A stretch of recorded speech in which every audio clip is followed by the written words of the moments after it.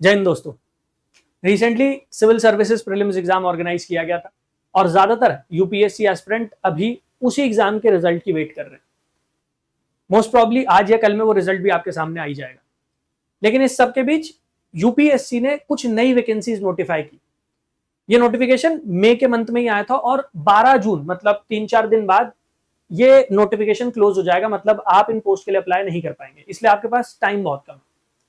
अब ये वैकेंसीज जो है ये गवर्नमेंट ऑफ इंडिया की अलग अलग मिनिस्ट्रीज और डिपार्टमेंट्स के अंडर है और इनमें से ज्यादातर वैकेंसीज में खास बात यह है कि वहां पर वर्क एक्सपीरियंस भी मांगा गया। तो अगर आप एक ऐसे इंडिविजुअल हैं जो जॉब के साथ यूपीएससी की तैयारी कर रहे हैं या फिर आपने पहले जॉब की थी, आपके पास एक वर्क एक्सपीरियंस है और आप एजुकेशनल क्वालिफिकेशन फुलफिल कर रहे हैं, वर्क एक्सपीरियंस आपके पास है, तो आप इन जॉब्स के लिए अप्लाई कर सकते हैं, वैकेंसीज के लिए अप्लाई कर सकते हैं।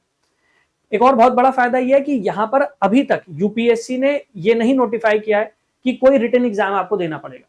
मतलब यह कि जब तक नंबर ऑफ अप्लाइंग एस्पिरेंट्स ज्यादा नहीं होते तब तक यहां पर कोई भी रिटन एग्जाम कंडक्ट नहीं किया जाएगा।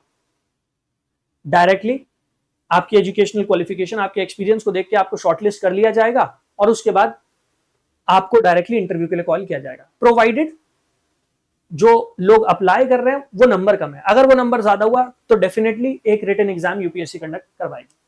अब बहुत सारी वेरिड पोस्ट हैं जिसके लिए नोटिफिकेशन निकाला गया क्योंकि 400 से ज्यादा पोस्ट है।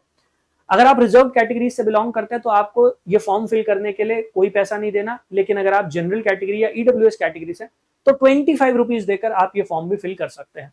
मैं आपको बता देता हूं फॉर्म कैसे आप फिल कर सकते हैं और कौन कौन सी वैकेंसीज है, बट मेक श्योर कि पहले आप अपना एलिजिबिलिटी क्राइटेरिया चेक कर ले। अगर आप एलिजिबल हैं देन डेफिनेटली आपको ये वैकेंसीज के लिए फॉर्म फिल कर देना चाहिए।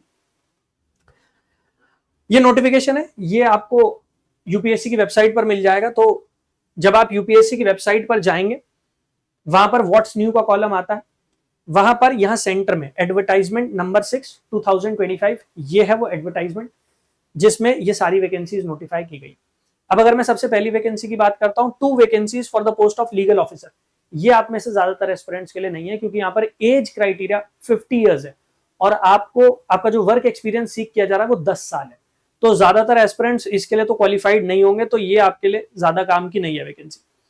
इसके नीचे जो वैकेंसी दी गई है 100 प्लस 121 वैकेंसीज 121, ये इंजीनियर्स के लिए या फिर ऐसे लोग जिनके पास साइंस की फील्ड में बैचलर्स डिग्री और एक्सपीरियंस है, ये आप लोगों के लिए। अब यहां पर 121 vacancies department of civil aviation, sorry directorate general of civil aviation उसमें है। अब इसके लिए क्या क्या एजुकेशनल क्वालिफिकेशन मांगी गई है और क्या वर्क एक्सपीरियंस सीख किया गया, थोड़ा वो बता देता हूं मैं आप लोगों को।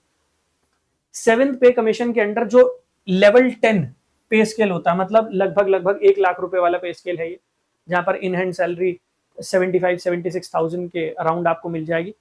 तो उसमें है ये 121 वैकेंसीज और यहाँ पर आपके लिए जो एज क्राइटेरिया उसमें भी रिलैक्सेशन है। 35 ईयर्स फॉर अनरिजर्व मतलब general category, 38 years for OBC, 40 years for SC ST and 45 years for people with benchmark disability. तो अगर आप क्वालिफिकेशन फुलफिल कर रहे हैं देन डेफिनेटली ये बहुत अच्छी पोस्ट है, इसके लिए अप्लाई जरूर कर दीजिएगा।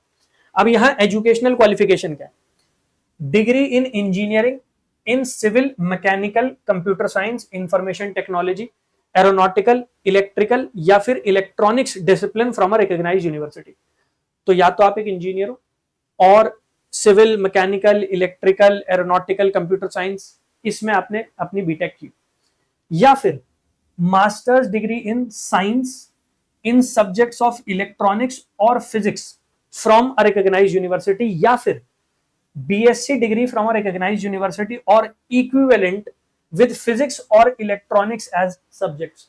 तो इंजीनियर्स के लिए भी है, मास्टर्स डिग्री होल्डर जो है उनके लिए भी है, और अगर आपने बीएससी डिग्री की है उनके लिए भी है। ये तो गई एजुकेशनल क्वालिफिकेशन, बट इसके साथ एक्सपीरियंस भी है, तो वो भी चेक कर लीजिएगा कि आपका वो रेलिवेंट एक्सपीरियंस है या नहीं है। 2 years experience for degree in engineering, 1 year experience for MSc and 3 years for BSc. तो अगर आपने इंजीनियरिंग की है तो 2 साल का एक्सपीरियंस मांगा है, अगर आपने एमएससी की है तो 1 साल का एक्सपीरियंस है, अगर आपने बीएससी किया तो 3 साल का एक्सपीरियंस है। एक्सपीरियंस किस चीज में?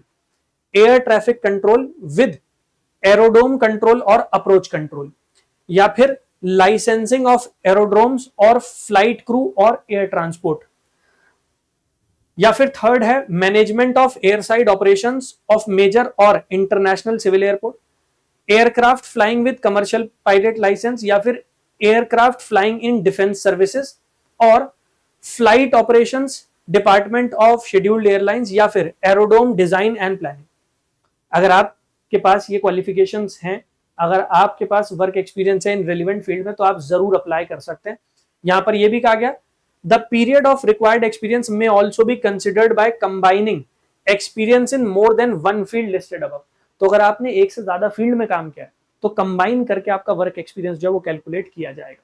तो ये एक अच्छी पोस्ट है, सैलरी आपको अच्छी मिलेगी, एक परमानेंट कमीशन पोस्ट है, प्रोवाइडेड आप एजुकेशनल और जो वर्क एक्सपीरियंस क्वालिफिकेशन उसको फुलफिल कर रहे हो। इसके अलावा भी काफी सारी वैकेंसीज है, मैं थोड़ा और भी वैकेंसीज आपको बता देता हूं। तो यहां पर 22वें 23वें नंबर पर वैकेंसी है जिसमें आपसे वर्क एक्सपीरियंस भी सीख नहीं किया गया है। वहां पर बैचलर्स डिग्री होल्डर भी अप्लाई कर सकते हैं, वर्क एक्सपीरियंस भी आपसे सीख नहीं किया गया। एक सेकंड मुझे देना, क्योंकि बहुत सारी वैकेंसीज नोटिफाई की गई हैं, तो यहां पर 23rd नंबर पर आपको जाकर देखना है। जस्ट अ मोमेंट, इतनी सारी वैकेंसीज हैं, क्योंकि जब मैं चेक कर रहा था तो मैं खुद कंफ्यूज हो गया कि यार इतनी सारी वैकेंसीज है, how will I tell you. तो आपको क्या करना है, आप ना एक बार इस नोटिस को डाउनलोड कर लो, या फिर आप क्या कर सकते हो, अगर आपने जो फॉर्म फिल करने के लिए यूपीएससी ने नई वेबसाइट बताई है upsconline.nic.in, अगर आपने वहां पर जाकर रजिस्टर कर लिया है, उसको फिल कर लिया है, पूरी जो फॉर्मेलिटीज वहां पर दी गई हैं रजिस्ट्रेशन की, वहां पर भी आपको वैकेंसीज दिख जाएंगे, आप वहां से भी चेक कर सकते हैं इंडिविजुअल वैकेंसीज को। ठीक है, तो यहां पर नंबर 23 है 17 vacancies for the post of assistant director official language in central secretariat official language service department of official language. तो ये 17 वैकेंसीज हैं असिस्टेंट डायरेक्टर लेवल की, अच्छी काफी अच्छी पोस्ट है। अब यहां पर 9 अनरिजर्व्ड सीट्स हैं, 1 ईडब्ल्यूएस के लिए, 4 ओबीसी के लिए, शेड्यूल कास्ट के लिए 2, शेड्यूल ट्राइब के लिए 1। ठीक है, यहां पर क्या क्या क्वालिफिकेशन रिक्वायर्ड है एक बार वो देख लेते हैं। और हाँ, ये भी लेवल 10 है, 7th पे कमीशन में जो लेवल 10 की पोस्ट होते हैं उसके बराबर है, जो मैंने अभी ऊपर समझाया था आपको। अब यहां जो आपकी एजुकेशनल क्वालिफिकेशन मांगी गई है, masters degree from a recognised university in Hindi with English as a compulsory और इलेक्टिव सब्जेक्ट। तो अगर आपने हिंदी में मास्टर्स डिग्री की है और इंग्लिश आपका एक इलेक्टिव सब्जेक्ट था, तो आप फिल कर सकते हैं फॉर्म। और नीचे आ जाते हैं, masters degree from recognised university in English with Hindi as a compulsory और इलेक्टिव सब्जेक्ट।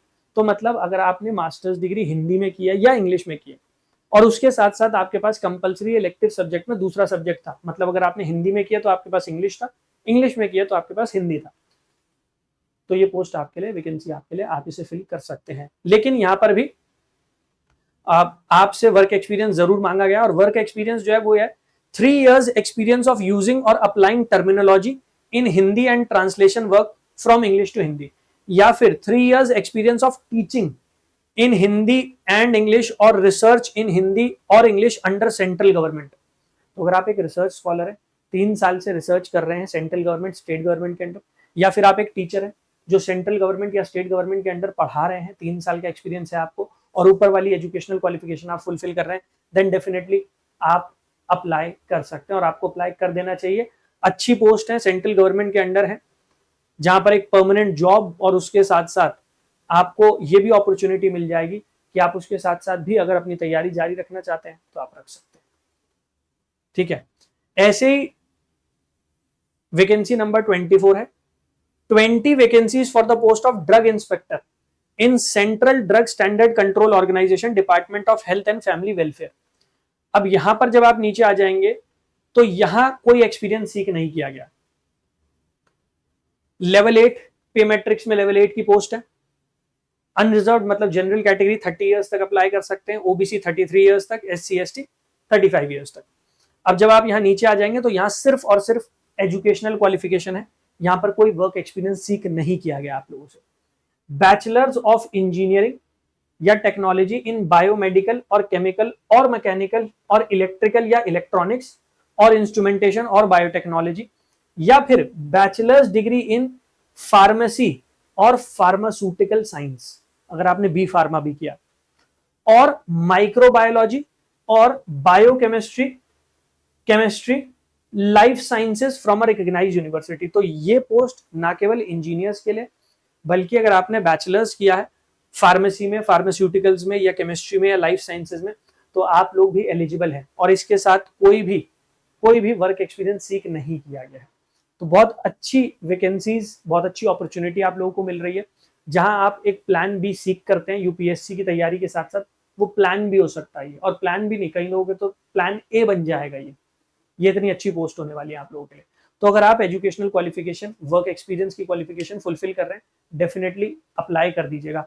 और ये तो मैंने आपको सिलेक्टिव वैकेंसीज बताई हैं, यहाँ पर और भी बहुत सारी पोस्ट है, बहुत सारी वैकेंसीज है, आप चेक कर सकते हैं इन पोस्ट को, इन वैकेंसीज को।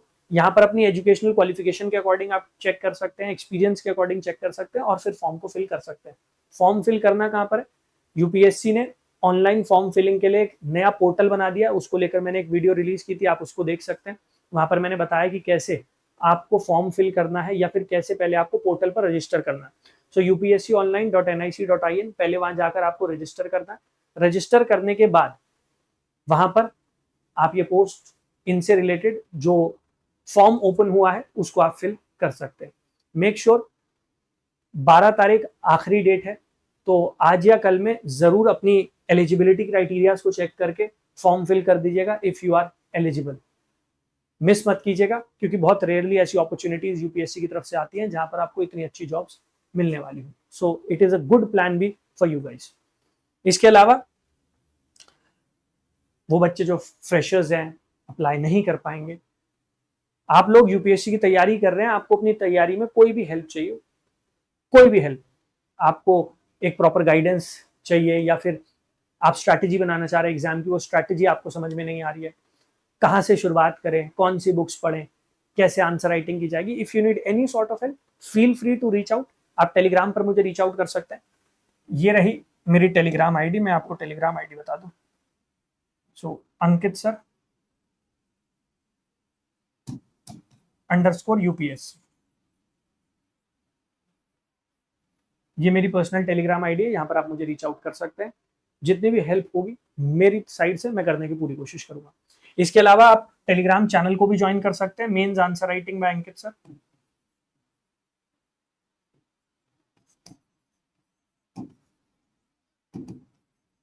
ये टेलीग्राम चैनल है मेरा। इस टेलीग्राम चैनल पर आपको बहुत सारा study material free of cost मिल जाएगा, यहाँ से आप डायरेक्टली उसे डाउनलोड कर सकते हैं, और आपकी तैयारी में काफी हेल्पफुल वो रहने वाला है। ऑलराइट, इसके अलावा अगर आप पेड बैचेस में जुड़कर, मेंटोरशिप में जुड़कर तैयारी करना चाहते हैं, तो आप वो भी कर सकते हैं, वो भी ऑप्शन आपके लिए अवेलेबल है। उसके लिए आपको क्या करना है? उसके लिए आपको हमारी वेबसाइट को विजिट करना है। तो गूगल पर जाकर टाइप कर दीजिएगा यूपीएससी टॉपर्स हब, चैनल का जो नाम है, वही वेबसाइट का नाम है यूपीएससी टॉपर्स हब। आप क्लिक करेंगे, वेबसाइट आपके सामने आ जाएगी। जब आप वेबसाइट पर पहुंच जाएंगे तो यहाँ पर नीचे की तरफ सारे बैचेस आपको दिख जाएंगे। फाउंडेशन और मेंटोरशिप का कॉम्बो बैच भी अवेलेबल है, जहां पर आपको फाउंडेशन बैच में रेगुलरली प्रीलिम्स और मेंस के लिए पढ़ाया जाएगा, और मेंटोरशिप में आपको गाइड किया जाएगा कि कैसे आप और बेटर तरीके से इस तैयारी को आगे बढ़ा सकते हैं। अगर आप चाहें, आप इंडिविजुअल बैचेस में भी इनरोल कर सकते हैं, तो ये इंडिविजुअल बैचेस हैं, इनमें भी आप इनरोल कर सकते हैं। मेंटोरशिप का अलग बैच है, फाउंडेशन अलग बैच है, पीएसआई और ऑप्शनल का अलग बैच है। सो इट्स ऑन यू, आप जिस भी बैच में इनरोल करना चाहें आप उसमें इनरोल कर सकते हैं और अपनी तैयारी में आगे बढ़ सकते हैं। In case you have any doubt regarding the batches, यहाँ पर नंबर दिया गया, कॉन्टैक्ट अस के सेक्शन में जाकर आप इस नंबर पर व्हाट्सएप या कॉल कर सकते हैं, आपको बैचेस की सारी डिटेल्स प्रोवाइड कर दी जाएंगी। Wish you all the very best.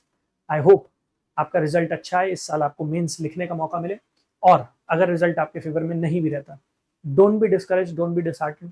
आपने मेहनत किया, आपने तैयारी किया, इस साल नहीं तो नेक्स्ट ईयर आपको रिजल्ट जरूर मिलेगा, क्योंकि आपकी तैयारी वेस्ट नहीं जाएगी।